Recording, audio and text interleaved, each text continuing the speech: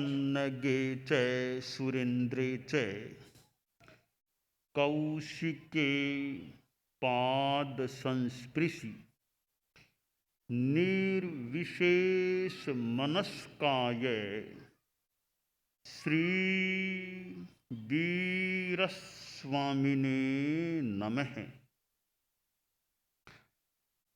आर्हत वाङ्मय में कहा गया है,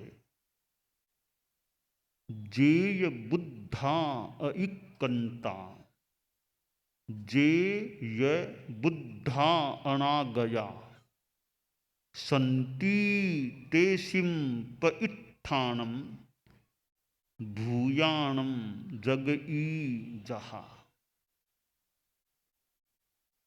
आदमी के मन में शांति पाने की कामना रहती है।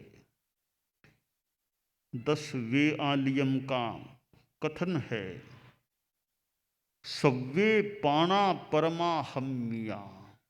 सब प्राणी सुख स्वभाव वाले होते हैं, सुख पाना चाहते हैं। आदमी कई बार पाना तो चाहता है सुख, पर रास्ता ऐसा ले लेता है जो दुख की ओर ले जाने वाला होता है। शांति का संबंध भीतर के साथ मुख्यतया होता है। भीतर में शांति है और वह शांति विकृति के कारण खंडित भी हो जाती है। जब आदमी प्रकृति में रहता है तो शांति रहती है, और जब आदमी प्रकृति से हटकर विकृति में आ जाता है तो फिर चित्त में अशांति भी हो सकती है। उपाध्याय विनय विजय जी का एक सुंदर, बहुत सुंदर संस्कृत भाषा का गीतमय श्लोकमय ग्रंथ है, शांत सुधारस भावना। वहाँ प्रारंभिक श्लोकों में एक श्लोक है, स्फुरति चेतसि भावनया विना न विदुषामपि शांत सुधारसः न च सुखं कृशमप्यमुना विना जगति मोह विषाद विषाकुले। शांति के संदर्भ में, सुख के संदर्भ में उपाध्याय जी ने बताया है कि भावना के बिना विद्वान लोगों के चित्त में भी शांति का संचार नहीं होता। एक आदमी पढ़ा लिखा है, शिक्षित है, शिक्षित आदमी, बौद्धिक आदमी भी कई बार अशांति में चला जाता है। ज्ञान है, शिक्षा है, फिर भी अशांति। और कभी कभी तो बड़े बड़े बौद्धिक लोग आत्महत्या तक की बात सोच लेते हैं। तो भावना और बुद्धि, इन दोनों में कुछ डिफरेंस भी है।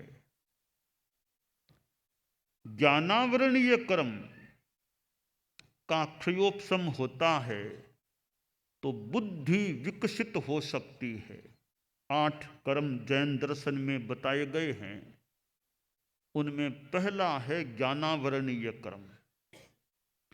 तो बौद्धिकता है, बुद्धि है, प्रतिभा है और ज्ञान का विकास भी हुआ है, तो मानना चाहिए कि जो ये मतिश्रुत ज्ञान का विकास हुआ है तो उसके ज्ञानावरणीय कर्म का क्षयोपशम है। अच्छा क्षयोपशम है तब अच्छा बुद्धिमान पढ़ा लिखा आदमी है। शांति का संबंध मोहनीय कर्म के क्षयोपशम के साथ भी है, और यो माने मुख्यतया मोहनीय कर्म के क्षयोपशम या विलय के साथ शांति का संबंध है, क्योंकि ये जितने विकार विकृति है, विकृति का कारण मोहनीय कर्म है। भावात्मक जो विकृतियां हैं उनका कारण मोहनीय कर्म होता है। ये गुस्सा, अहंकार, ईर्ष्या, लोभ, कामनाएं आदि आदि जो विकार विकृतियां हैं, ये सारे के सारे विकार मोहनीय कर्म के निष्पाद हैं, उत्पाद हैं, प्रोडक्ट्स हैं, मोहनीय कर्म से पैदा होते हैं। तो बौद्धिकता व तज्जन्य जो विद्वत्ता है वह ज्ञानावरणीय कर्म के क्षयोपशम का उत्पाद है, और यह अशांति है, यानी जो आक्रोश, भय आदि आदि वृत्तियां हैं वे मोहनीय कर्म के उत्पाद हैं। तो शांति और अशांति का ज्यादा संबंध मोहनीय कर्म के साथ है। उपाध्याय विनय विजय जी ने जो कहा कि भावना के बिना विद्वान, बुद्धिमान, पढ़े लिखे लोग हैं, उनके चित्त में भी शांति का, शांत रस का संचार नहीं होता, क्योंकि मोहनीय कर्म का प्रभाव है। अब जो भावना है वो वैसे भाव, इमोशंस, हमारे भीतर के इमोशंस हैं। हम अपनी भावना को निर्मल, भावों को निर्मल बनाने का प्रयास करें तो शांति तो भीतर में तैयार है, शांति तो है ही। वो मोहनीय कर्म के कारण से, विकृति के कारण से मानो छिप जाती है, भीतर में छिप जाती है, उसको ऊपर लाने का प्रयास करना है। अब ऊपर लाने का प्रयास करें। हमने पहले जान लिया कि मुख्यतया यह शांति का संबंध भीतर से है, बाहर के साथ ज्यादा संबंध नहीं है शांति का। वो बुढ़िया थी, गांव में रहा करती थी। एक दिन वह अपनी झोंपड़ी में कोई कपड़े की सिलाई कर रही थी। सिलाई करते करते वो जो सुई थी वो धागा निकल गया और सुई कोई नीचे गिर गई। तो बुढ़िया फिर वो दिखाई नहीं दे रही थी, मिल नहीं रही थी सुई। सोचा यहाँ थोड़ा सा अंधेरा सा हो गया है, इसलिए यहाँ दिख नहीं रही है। ये बाहर अब शाम के समय रोड पर तो ट्यूबलाइट, लाइट जल रही है, वहां जाकर के सुई को खोज लूं। तो बुढ़िया गेडिये का सहारा लेकर झोंपड़ी से निकल करके रोड के आसपास आ गई। रोड पर यूं खोजने लगी। इतने में कुछ आसपास बच्चे थे, वे आए। देखे क्या दादी आज क्या खोज रही है रोड पर। तो बच्चे आए कि दादी माँ क्या हुआ, यहाँ रोड पर क्या खोज रही हो, देखो वाहन आ रहे हैं, एक तरफ हो जाओ। कहाँ बेटा, खोजने की बात क्या, एक सुई वो गिर गई थी उसको खोज रही हूँ। तो बच्चे बोले हम सुई खोज देते हैं, हम खोज देते हैं, बोलो सुई कहाँ गिरी है बताओ, हम वहाँ हम खोज लेते हैं। तो बुढ़िया बोली सुई तो आपने झोंपड़ी में पड़ी है, झोंपड़ी में गिरी, झोंपड़ी में गिरी। बच्चे बोले दादी झोंपड़ी में गिरी तो यहाँ आके क्या करती हो। कि बीरा बेटा वहाँ तो अंधेरा हो गया इसलिए यहाँ आकर के खोज रही हूँ। बच्चे हंसे कि दादी माँ क्या बात, भोली बात करती हो, सुई गिरी तो झोंपड़ी में है, तो वहाँ प्रकाश नहीं है, इसलिए यहाँ आकर के खोजोगी तो यहाँ सुई कैसे मिलेगी। वहाँ प्रकाश नहीं है तो प्रकाश वहाँ करना पड़ेगा तब सुई मिलेगी। बच्चे गए, प्रकाश किया और देखा सुई मिल गई। तो जो चीज भीतर में है वो बाहर कैसे मिलेगी? है बाहर है, वो भीतर में कैसे मिलेगी? कोई कहे कि मुझे तो पैसा चाहिए, धन चाहिए, तो कोई कह दे भी ध्यान करो, भीतर में देखो पैसा, तो ये बाहर का पैसा भीतर में नहीं मिलेगा। बोले 100 बार 100 घंटा ध्यान लगा के बैठ जाओ, भीतर से पैसा, वो बाहर की चीज है, वो भीतर में नहीं मिलेगी। भीतर की चीज है, वो बाहर कैसे मिले? जो जहां जिसका जो स्थान है वहीं से वो प्राप्त हो सकती है। तो पैसा चाहिए तो वह ध्यान लगाने से, आंखें बंद करने से वो पैसा नहीं आ जाता है। तो एक मरीज था, तो थोड़ा बीमारी, कुछ तकलीफ थी, तो वो एक थोड़ा योग ध्यान कराने वाला प्रशिक्षक था, उसका एक छोटा सा कमरा था और वहाँ वो प्रयोग कराया करता था। तो वो मरीज चला गया कि आप कोई बताओ, मेरे थोड़ी तकलीफ है, थोड़ी सिर में दर्द है, तो कोई बताओ कैसे क्या करना। तो वो मरीज लाई ज़्यादा तो विशेष जानता है, तो वो प्रशिक्षक बोला बैठ जाओ, आंखें बंद कर लो, बोलो मेरा सिर दर्द ठीक हो रहा है, मेरा सिर दर्द ठीक हो रहा है, ऐसा बोलते जाओ बोलते जाओ।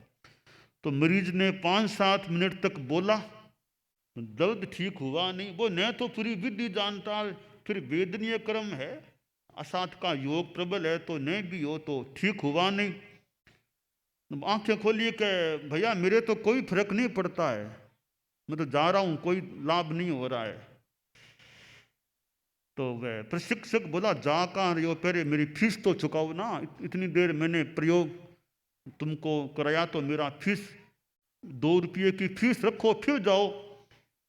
तो मरीज भी थोड़ा सा विनोदी या कुछ का, आप बैठिए प्रयोग कीजिए। कहा वो बैठ गया कि बोलो फीस आ रही है, फीस आ रही है, ऐसा बोलते रहो आप। खैर मैं आगे नहीं बढ़ाऊंगा बात को। कहने का मतलब ऐसे कोई ध्यान करने से रुपया नहीं आ जाता है, कोई फीस नहीं आ जाती है। तो बाहर की चीज बाहर मिलती है। हाँ, रुपया चाहिए तो आपको बाहर कोई धंधा करोगे, काम, मान लो रुपया, तो अध्यात्म की साधना है तो वह ध्यान आदि से कोई रुपया मिल जाएगा, वह कहना मुश्किल है। तो वह बाहर की चीज है, यह शांति भीतर की चीज है। तो शांति एक प्रकृति है, हमारी प्रकृति स्वभाव है शांति। तो विभाव उस स्वभाव को तिरोहित कर देता है, और यह कषाय है, गुस्सा, अहंकार, लोभ, भय, कामना, ये हमारे स्वभाव को ढकने वाले, विकृत करने वाले हो जाते हैं। ग्लास में पानी है, अब पानी अपने आप में सामान्य रूप में पानी पीने के लायक है, अच्छा है, पर पानी में कोई विष घोल देगा तो उसको कोई पिएगा तो बड़ा नुकसान हो सकता है। पानी ठीक था, पर अंदर क्या घोल दिया गया, ये विष घोल दिया गया, तो अब वो पानी नुकसान करने वाला बन सकेगा, क्यों घोल दिया गया विष। पानी में कोई मान लो शरबत मिला दिया तो वो पानी पीने में अच्छा लग सकेगा। तो हमारा स्वभाव है वो मानो शुद्ध पानी है, अब उसमें ये विकार, इनका विष घोल दिया जाता है, तो वह नुकसान, स्थिति हमारी अशांति की बन जाती है। अब प्रश्न है कि अशांति के जो कारण है, विकार, विकृतियां, उनको दूर करें। हमारा गुस्सा शांत रहे तो अशांति का एक कारण तो दूर हो सकता है। गुस्सा आ जाता है बात बात में, गुस्सा नहीं आए। हाँ, यह योग ध्यान का विषय है, रुपया पैसा तो क्या, पर यह गुस्सा कम करना यह ध्यान का, अनुप्रेक्षा का विषय है। साधना करे, ध्यान करे। हमारे यहाँ प्रेक्षा ध्यान के नाम से ध्यान पद्धति चलती है। परम पूज्य आचार्य तुलसी आचार्य महाप्रज्ञ जी के ने प्रेक्षा ध्यान की बात बताई, शुरू की। यानी मूल बात है विकारों से दूर होना। तो गुस्सा हमारा कंट्रोल में आ जाए, दीर्घ श्वास आदि आदि के प्रयोग करके हम गुस्से को कम करने का प्रयत्न कर सकते हैं। गुस्सा शांत होगा तो एक कारण अशांति का मानो कम हो गया या दूर हो गया। इसी तरह लोभ, ज्यादा कामनाएं हैं। अभी मुख्य नियोजिका जी ने जो श्लोक बोला गीता का, विहाय कामान यह सर्वान पुमाश्चरति निष्प्रिय है, जो कामों को छोड़ दे, कामनाओं का त्याग कर दे, वो शांति को प्राप्त कर सकता है। ये कामनाएं जितनी ज्यादा हैं, वो चाहिए, वो चाहिए, वो चाहिए, मेरा प्रमोशन नहीं हुआ, मेरा प्रमोशन होना चाहिए, वो होना चाहिए, पैसा और ज्यादा मिले, और अरे तुम्हारे पास है और क्या, नहीं और ज्यादा, और ज्यादा। संस्कृत में तो एक इतना कड़ा श्लोक आता है, इतना कड़ा श्लोक है संस्कृत भाषा का पैसे आदि के संदर्भ में, कि आपको जीवन की आवश्यकताओं की पूर्ति के लिए मान लो पैसा चाहिए, परंतु आवश्यकता की पूर्ति से ज्यादा जो संग्रह करता है, शैस्तेनो वद मरहति यावद भ्रियेत जठरम तावत सत्वम स्वत्वम ही देहि नाम आश्रय अधिकम यो भी मन्येत शैस्तेनो वद मरहति, कि जितने से आपका पेट भर जाए उतना तो पैसा आपके पास रहे, यह तो मान लो एक गृहस्थ के लिए कोई गलत बात नहीं चाहिए। यानी पेट भरने का मतलब आवश्यकताओं की पूर्ति हो जाए, उतना पैसा तो ठीक है। उससे ज्यादा जो संग्रह करता है, श्लोककार ने कह दिया वो आदमी चोर है, तो उसकी पिटाई होनी चाहिए। इतना पैसा इकट्ठा क्यों करते हो? जैन धर्म में जो श्रावक के 12 व्रतों में 5वां व्रत है इच्छा परिमाण, 7वां है भोगोपभोग परिमाण। इच्छाओं की सीमा करो। एक जगह तो पहाड़ हो गया, पैसे का अंबार लग गया है, फिर मोह मूर्छा पैसे के साथ है, बीच में कोई हो गया। और कई बार आप लोगों के रेड पड़ती है, रेड, तब आपके दिमाग में क्या स्थिति बनती होगी आप लोग ज़्यादा जान सकते होंगे। क्यों हमारे तो रेड ऐसे पड़ती नहीं है, रेड रेड कोई है नहीं, क्या रेड रेड पड़ी तो हमारे पास क्या मिलेगा? हमारे पास तो लेटर हेड भले, कोई लिखने की कॉपी आदि तो ऐसी चीज़ें तो फिर भी संभव है, और तो क्या रेड पाड़े, कौन रेड पाड़े? हमारी संघीय व्यवस्था में भले कोई रेड कोई पड़े तो कभी पड़े, बाकी तो हमसे रेड। तो आप लोग गृहस्थ हैं, अब वो रेड पड़ती है, अब आपके सब मान लो कुछ गड़बड़ियां है, तो फिर आपको तनाव भी तो होता होगा भी, अरे अब क्या होगा, कैसे करेंगे, कैसे करेंगे। तो इतना इकट्ठा कर लिया, और फिर साधन शुद्धि से नहीं, थोड़ी अप्रामाणिकता के तरीके से इतना धन इकट्ठा किया गया है, तो यह अप्रामाणिकता है, यह कामना है, बहुत ज्यादा संग्रह है, वो भी अशांति का कारण बन सकता है।